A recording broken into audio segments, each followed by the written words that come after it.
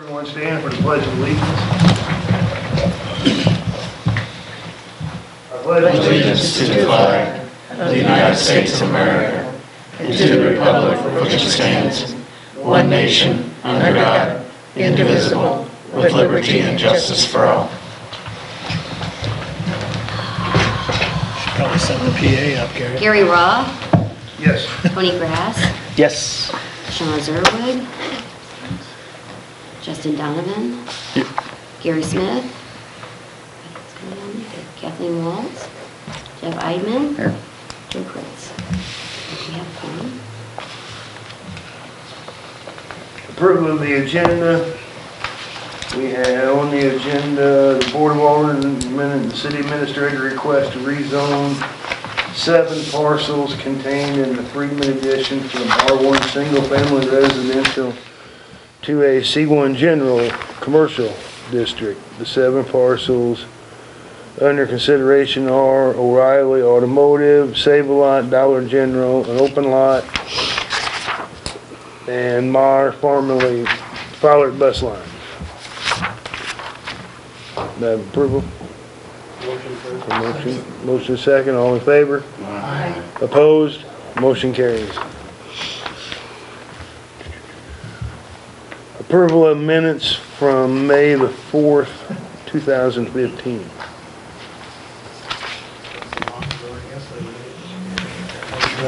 Second. On the present and absent, should Gary Smith be?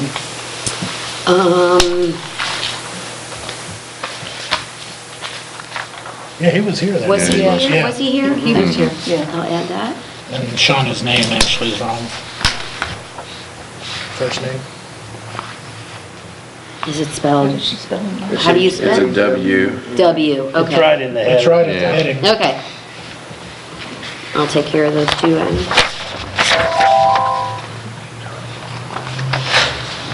I think you're right, Gary. I remember Gary being there. I don't know how I missed that. You have to pay $5. Any other corrections? Motion to approve with the corrections. Second.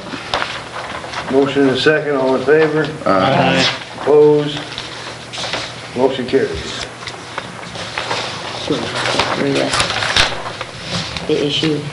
on the Okay. Freedom Lot. We were addressed recently by the owners of Save-A-Lot, and they wanted to put up an electronic sign. And because of the way the property was zoned when it came in upon annexation, it was zoned as an R1. R1, you can't have an electronic sign. And so therefore, it raised the issue that none of these lots had been rezoned, like had been anticipated certainly at the time, and anticipated by our zoning code, which says it will be done shortly thereafter, or certainly that sort of language. And so we decided to go ahead and take this as a board. The board decided to take it as their own matter and say, let's just rezone this. It won't be an application by anybody of those lots, but by the board itself. And then they appointed Martin to direct us to bring it before you. And so this was, these 6 parcels, well, it was 6 parcels originally in the Freedman Edition. I think you all know where it is. There's a map attached in your packet showing the parcels at the time, which there were 6 of them, and there was a subdivision initially, and now there are 7 parcels there, and they're described as on the parcel ID list there on your staff report. And as I was telling you earlier, the properties are all commercial properties. The open lot is being taxed as a commercial lot, not taxed as a residential lot, as it could have been. And so there isn't going to be any harm to the Basler Freedman Trust by rezoning it commercial. It's already being, taxed that way. So, in my opinion, and the board's, I think, is that there's no reason not to rezone these from R1 to C1, which is what the uses are. And as long as you all find that the rezone doesn't substantially increase traffic or congestion, or adversely affect the character of the neighborhood, or substantially increase fire hazards, or adversely affect the general welfare of the community, or overtax public utilities, or be in conflict with the city's comprehensive general plan, then it should be recommended for approval. So that would be what you would consider in making your recommendation to the Board of Aldermen.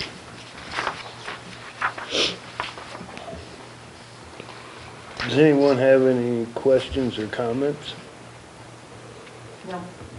Martin, do you have anything? No, I think Petrie. You're the one that brought it to us. Well, it's just a quirk in our Just house cleaning. ordinance Yeah, where that's what I we was annex everything in as R1, even Right. when it's already used as commercial. And Right. as Petrie said, that should have been taken care of immediately after the annexation. But it doesn't make any sense the way it sits now. And the sign ordinance will govern what they can do on the electronic signs. So you've already addressed that issue. Motion to approve? Have a Second. motion and a second. Have a roll call, please. Gary Roth, Yes. Tony Grass, Yes. Justin Donovan, Yes. Kathleen Waltz, Yes. Jeff Eidman, Yes. Joe Prince. Yes. 6 in favor. 1, 2 absent.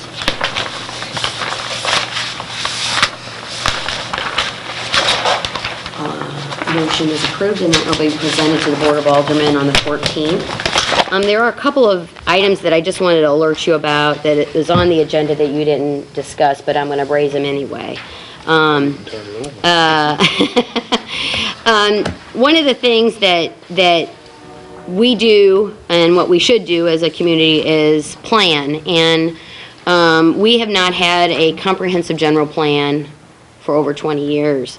And it has been tasked by me, by Martin, by the board to start to begin that process of updating our comprehensive general plan. The comprehensive general plan looks at all the land uses and, what we do as a community and sets our priorities and our recommendations.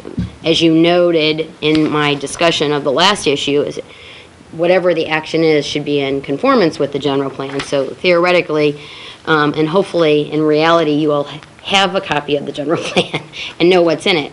But now we need to update it because we need to understand what's happened since then and where we go from there. So I would recommend that a subcommittee be established to begin that process with me and examining the original general plan and determining what, if anything, we need to do to capture public opinion as to where we want to see our community go into the future. And so if you all are interested in creating a subcommittee, or if you all want to be the committee, that's fine too. We can meet on a regular basis to go over the general plan and kind of come up with steps to update that. Any thoughts? What happened to all the surveys and questions and all Survey, that? we haven't published those results. They were collected. Okay, And and that works into what Petrie's talking about now, right? Yes.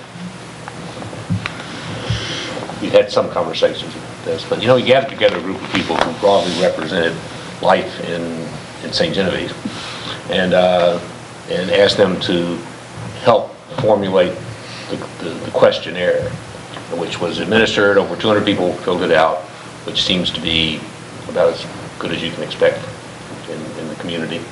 And we had those results, and then things happened, like personnel changes, and anyway. And then when I hired Petrie, we talked about this. And So we're going to use that. oh yeah, information? it's not lost on us. Okay. And I really think we should get that group kind of back together to review the results, which they haven't seen. It seemed to me that was a huge group. Am I misremembering that? No, it wasn't that big. It was. We had recreation and banking and education, and I mean there were functional Okay. functional groups. And I think there's a role for that kind of executive committee but ultimately,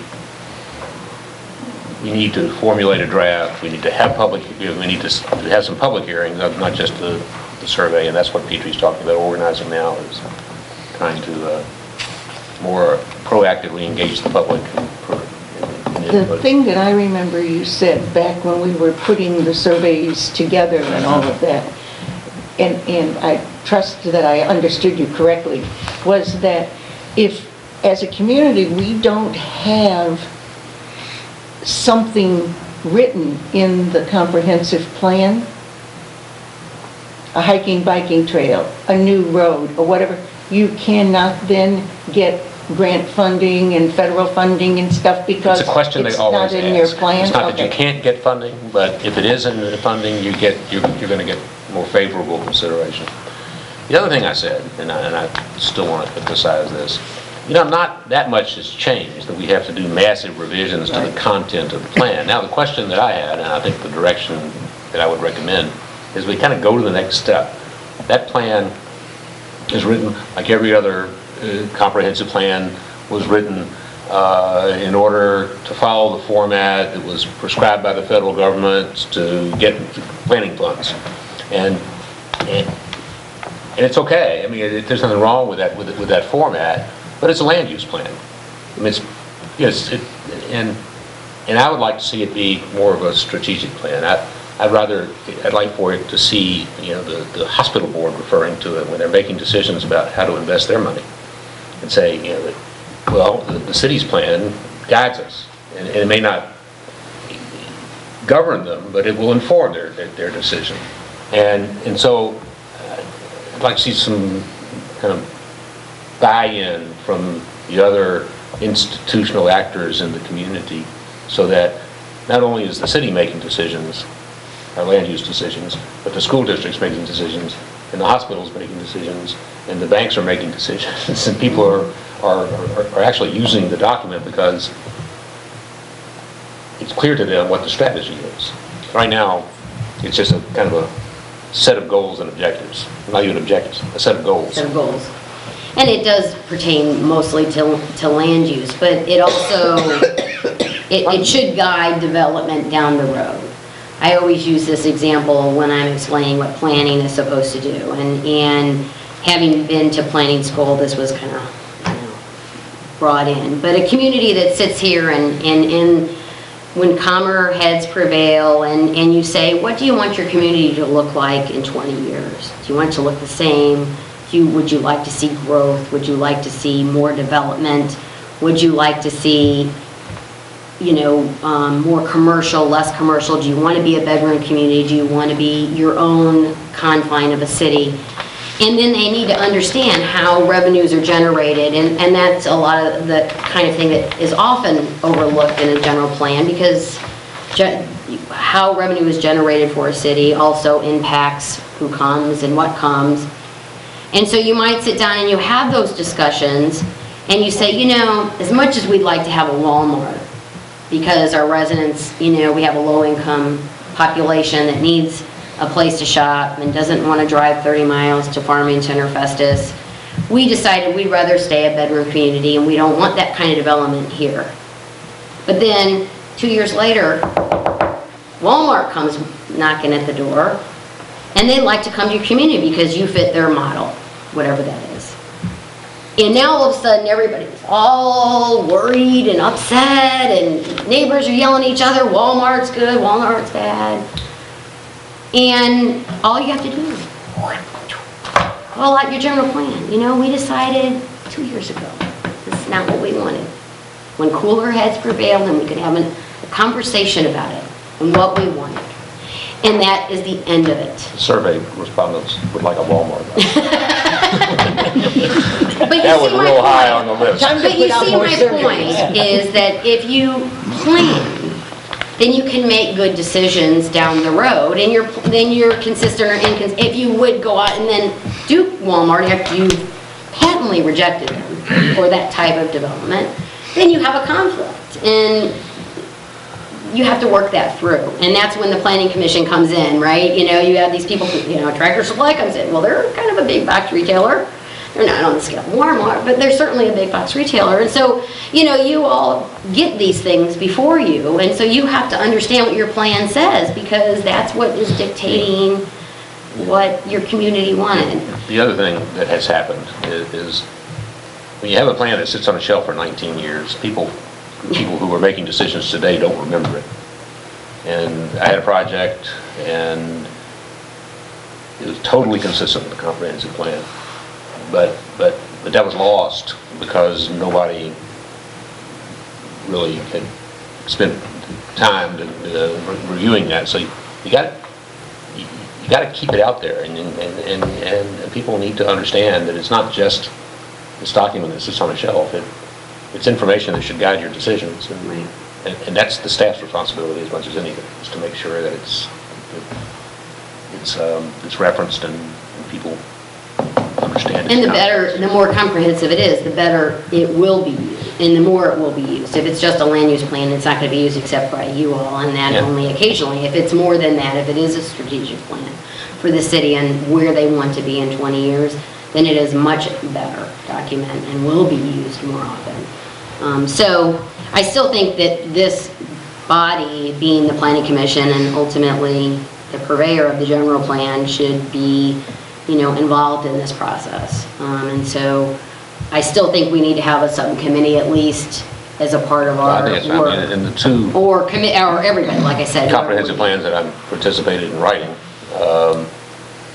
members of the commission were invited to attend every meeting, and those who chose came, and those who didn't, but ultimately we held public hearings before the P&Z commission, which I think is a necessary step, because you really shouldn't recommend this without having some evidence presented, because it ultimately has the power of law.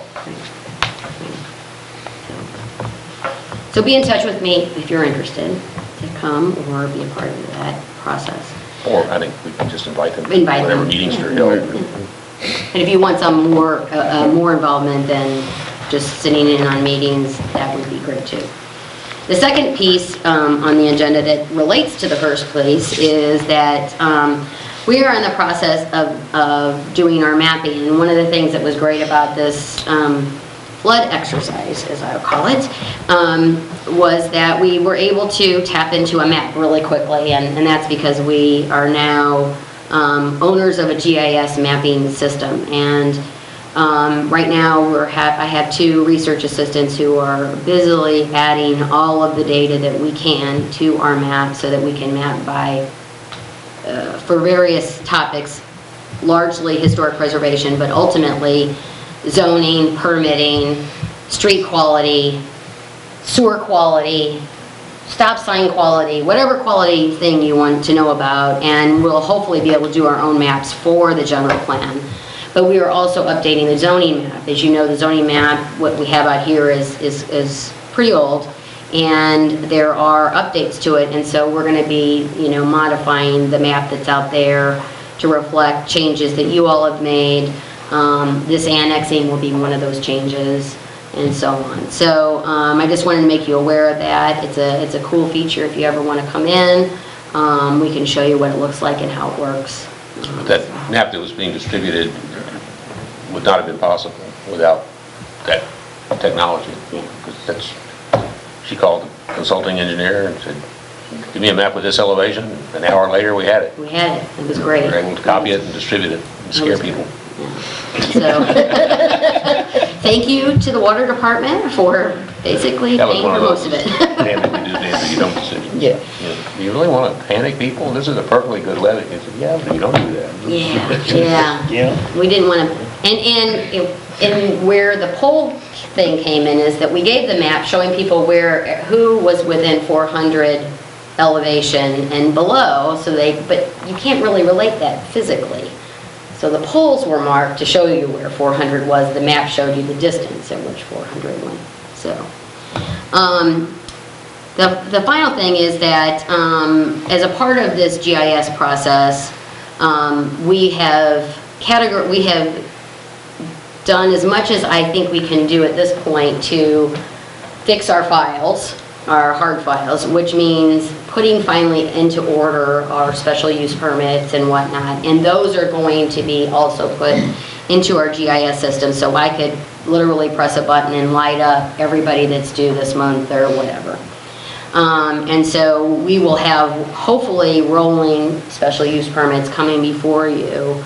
I can't tell you when the next one is coming, although I'm aware that there may be one in March and April, but some more investigation has to take place for that one. So you will be alerted when I know more, but there's no future business on the horizon other than possible special use permit. So anyway, that's about it.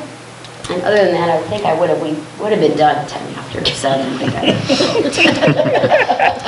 So, anyway, that's all I have. Do we have any old business? Make a motion to adjourn. Motion, Second. all in favor? Aye. Opposed? Motion carries.